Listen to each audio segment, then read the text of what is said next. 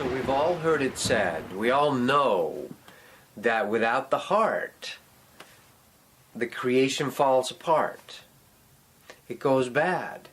We know that the longest journey, we've heard this saying, many of us, in the world is that 18 inches from your head down to your heart.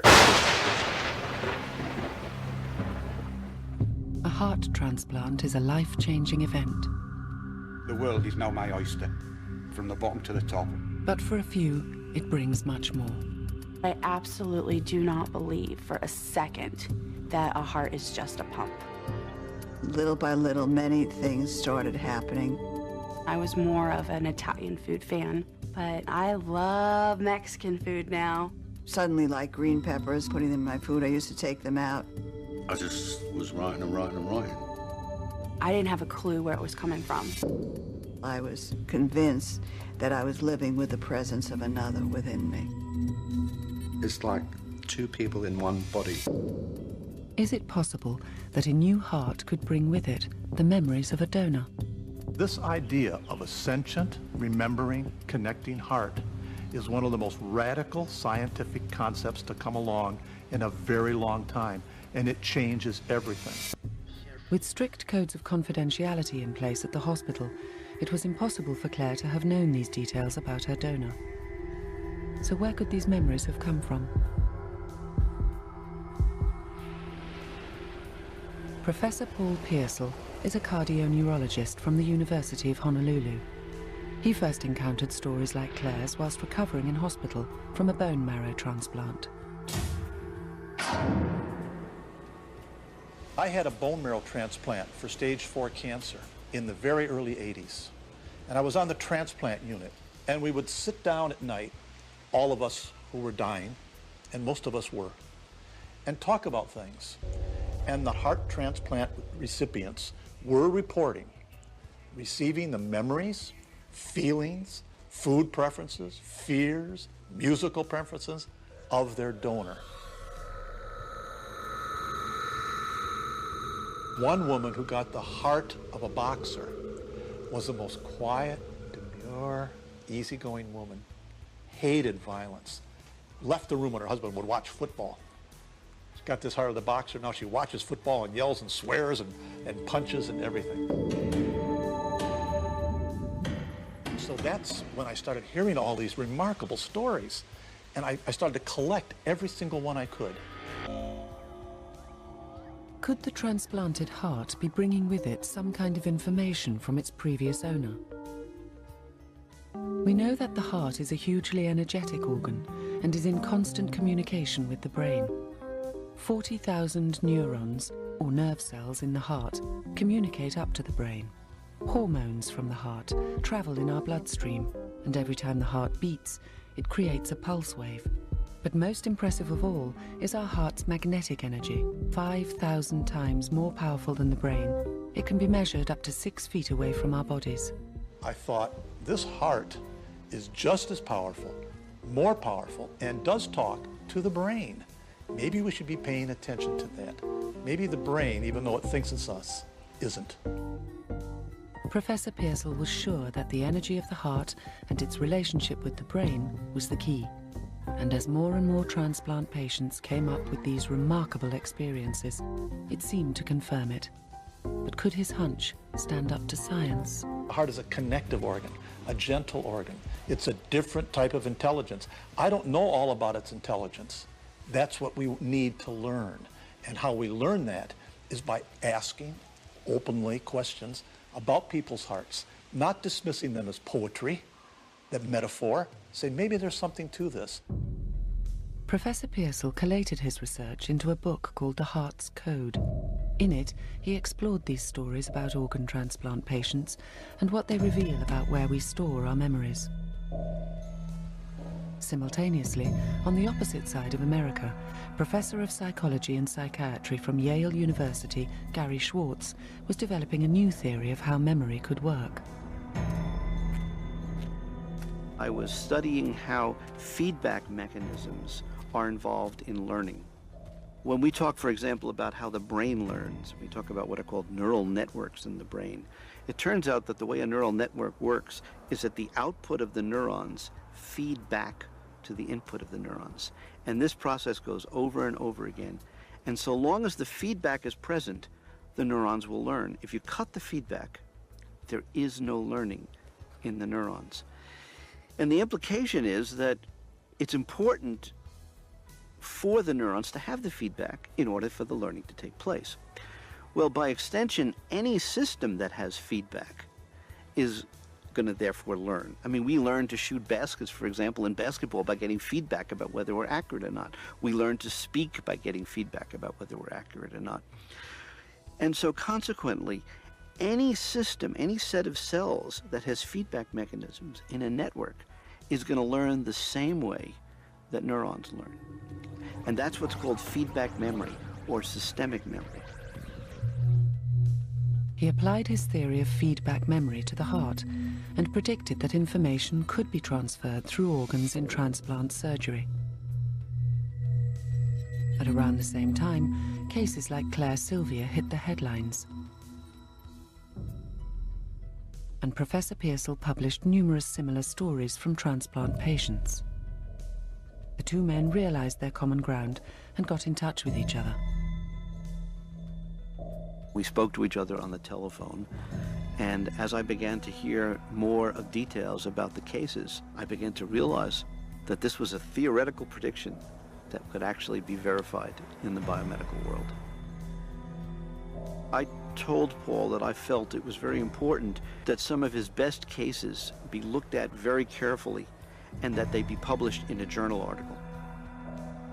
I collected and did the interviews and did the transcripts and the analysis of the transcripts and had got all the transcripts together and then sent them to Dr. Schwartz. They had to trace and interview not only the heart recipients, but also the donor families.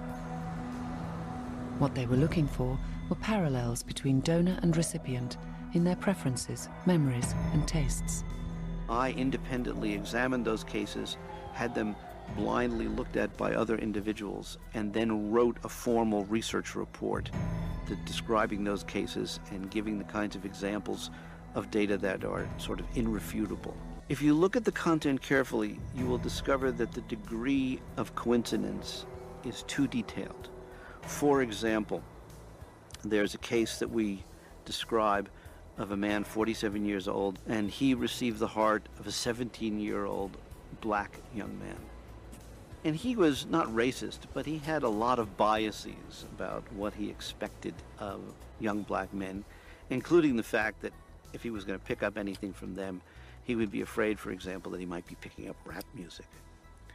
However, after he received the transplant, of the various changes that he experienced is he had a profound change in his preference for music. He became obsessed with classical music. He began listening to it over and over. He began singing melodies, classical melodies to songs he hadn't heard. His wife was thoroughly confused. Only later was it learned that the young boy was actually leaving his violin lessons because he was a classical violinist and he was hit by a car. That kind of information is not the kind of information that you just get with a random assortment of fears or changes in simple preferences.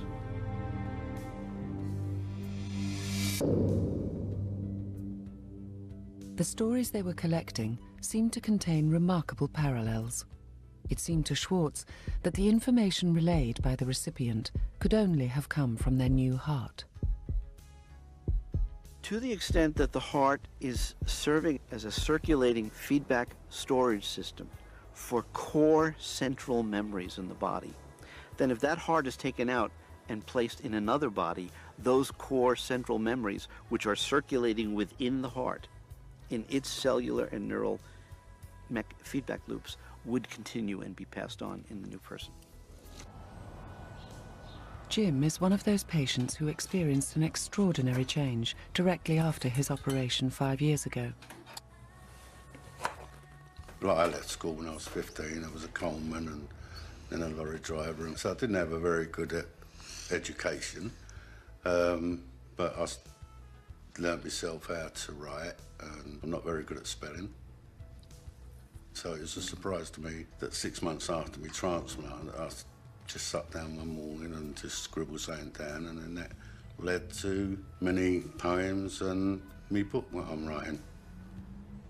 I just was writing and writing and writing, and that's how it came about, like, you know, and I don't know where it come from, to be honest with you, because like I say, I've never done anything like this before. I'm sending you 1,000 kisses. Before his transplant, Jim had no creative talent for writing and very little time for sentimentality. Never ever wrote anything before in my life. Never even sent her a love letter in 42 years. Have I? Oh.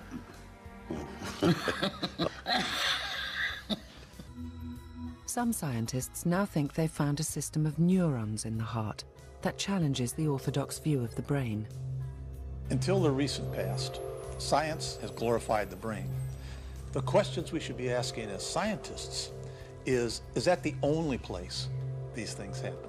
When we just know about the heart and its remarkable energy and its connections with the brain and its neurons and its hormones, if we know that, shouldn't we be asking and here comes the key scientific question, is there another source of intelligence? Is there another way to think? Not instead, but also. The question isn't either or, the question is and. And if we only glorify the brain, we'll never be open to the possibility that another organ thinks.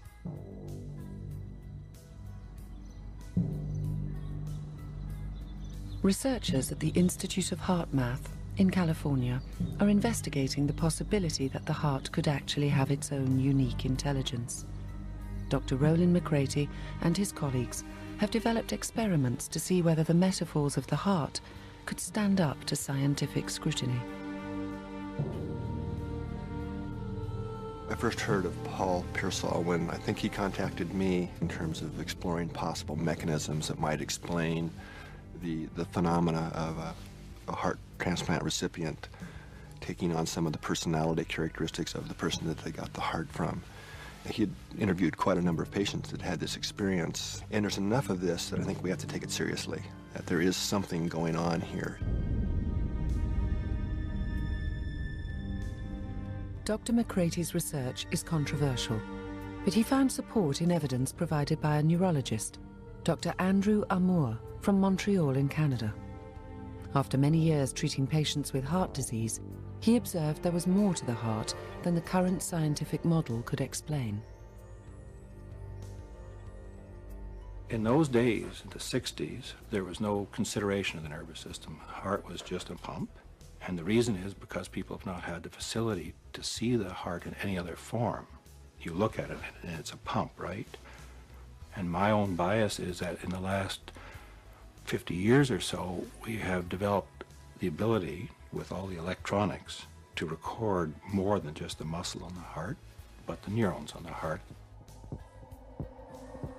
As he looked closer, he noticed something remarkable. I started to record outside the heart and found neurons that no one had expected before. And I thought, gee, that's sort of nice. I wonder if that could be on the heart, right? So from there, and having developed techniques that I felt good about, I put them on the heart and bingo, they worked. He had discovered a sophisticated collection of neurons in the heart. According to him, they were organized into a small but complex nervous system. He called it the little brain in the heart. Suddenly, our traditional views on the brain and intelligence were being challenged. If the heart had brain cells, could it have its own unique type of intelligence? The researchers at Heart Math believe so. They call it heart intelligence. The heart itself has a quite complex nervous system, and all the types of neurons and the way they're wired together to be able to say that the heart has a functional brain. And Dr. Armour has pictures of it. I mean, there's definitely a little brain in the heart. And the types of neurons that are in the little brain in the heart have also been demonstrated to have both short and long-term memory, using the same type of techniques that you use to show that neurons in the brain exhibit memory. This little collection of neurons can retain input function for a little while. So if your heart beats, puts it in, this little guy is still oscillating. So the last cardiac cycle could set up a number of future cardiac cycles. That's memory.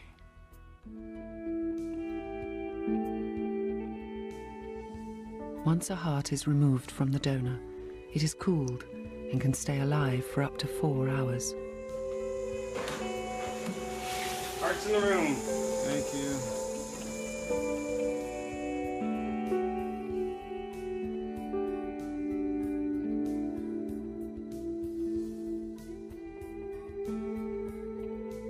Only when the heart is perfused with blood from its new owner does it spontaneously start beating again.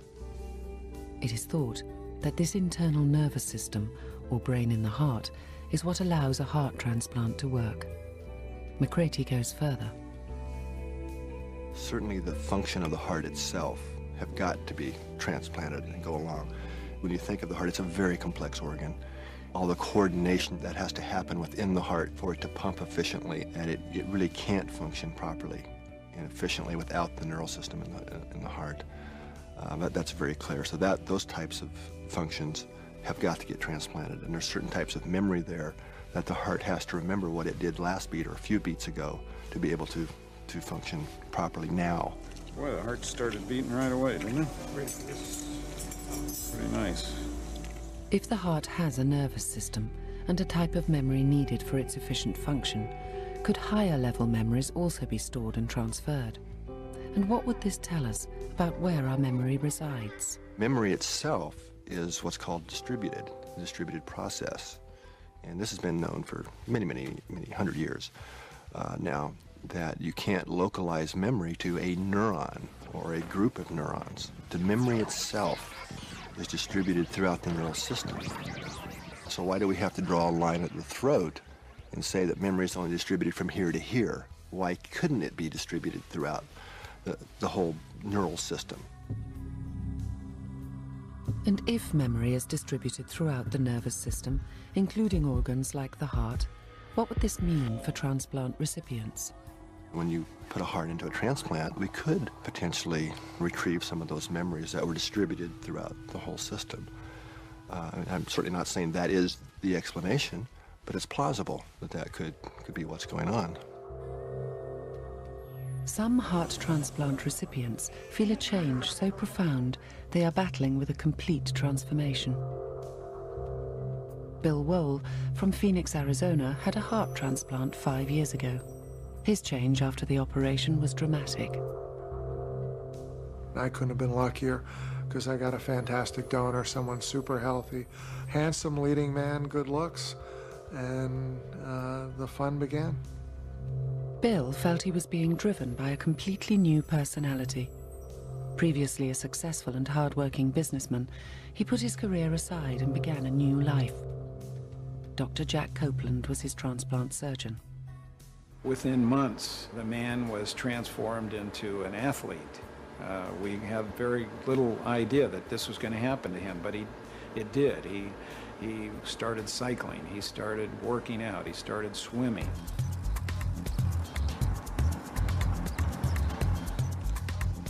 Just months after his operation, Bill began training excessively.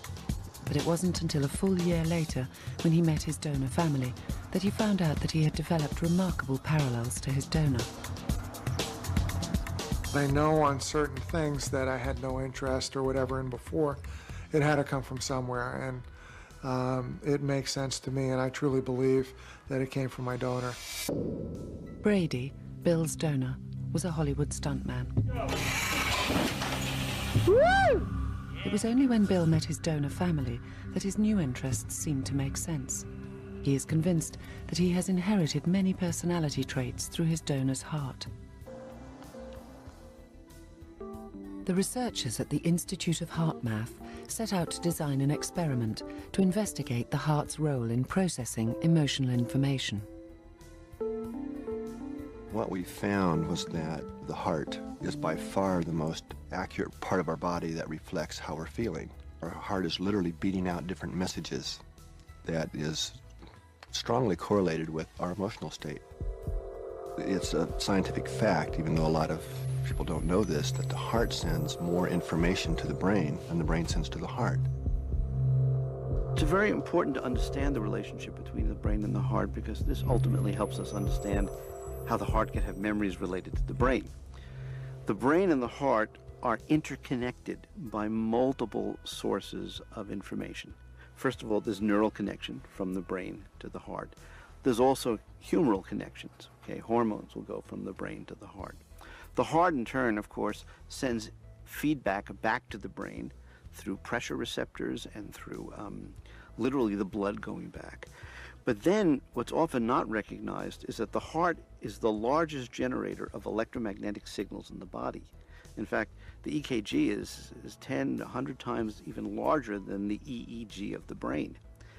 And the electrical signal from the heart travels through the bloodstream to the brain. And of course, the brain's electrical signal travels back to the heart.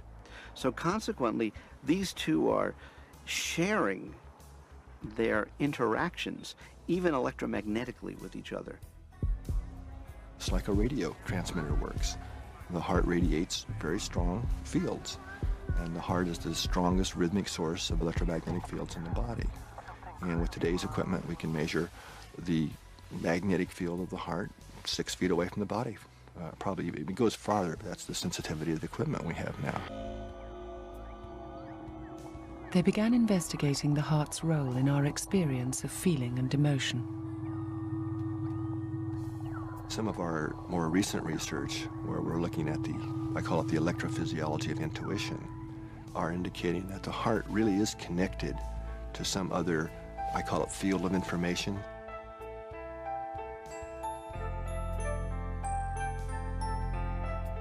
In the experiment, subjects were shown photographs chosen to cause extreme emotions, both positive and negative. They were selected at 6-second intervals at random. They recorded the physiology of brain and heart activity. What we found is in that what we call pre-stimulus period, before they saw the photograph, that both the heart and the brain would react differently. That the heart was shifting, it was changing, before the brain was. According to Mcraty, the experiment shows that the heart is behaving intuitively. Remarkably, the heart registers an anticipatory response before a disturbing image appears on screen and sends a message directly to the emotional centers of the brain. The brain then prepares the body to take action. This was even a surprise to us, that the heart was plugged into this type of information even before the brain. Where all this leads, according to Mcraty, is to a suggestion that the brain doesn't have an exclusive role in information processing. It's quite plausible then that if we transplant a heart from one person to another, that transplanted heart is connected to that field of information from the person that they got that heart from. And it feels like there's somebody else inside them. Mcraty's theories are not accepted by mainstream medicine. But patients like Claire Sylvia are still searching for an explanation for what they feel. With new evidence that an organ like the heart could have its own unique type of intelligence, we are moving towards an understanding of how the heart, in collaboration with the brain, has a role to play in interpreting the world around us. The heart may be, based on current science, a sentient, thinking, feeling, remembering organ. That's the story. The transplant patients are some of the data. If that's true, then we ask the question, have we been thinking without a heart for all these years, or at least not as much with it as we should? If that's the case, we better wake up. Control.